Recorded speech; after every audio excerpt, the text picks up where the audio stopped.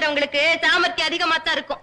என்ன செய்யறது, இந்த நாகரிக உலகத்துல நான் ஒரு ஏமாளி. இங்க ஒவ்வொரு செலவு மடிப்பிலையும் ஒரு சதி மறைஞ்சு கிடக்கு. என்னமோ ஹரிச்சந்திரனுக்கு அட்வைசரா இருந்தவர் மாதிரி பேசுறீரே. என் கார்ல நீர் வந்து ஏற காரணம் என்ன? அது எங்க அம்மா செய்த தவறு. என்ன வஞ்சம் தெரியாததான் வளர்த்துட்டாங்க. அதனால்தான் அந்த பாவி வைகுண்டம் பிரிச்ச வளர வந்துட்டேன். இந்த பாரு, ஆந்தா ராஜ்ய தங்கத்துக்கு அட்வான்ஸ் கேட்டான், கொடுத்தேன். இதாண்டா காரு படுத்துக்க, அப்புறம் போகலாமா. நீ என்ன போல கஷ்டம்னு நினைச்சேன்.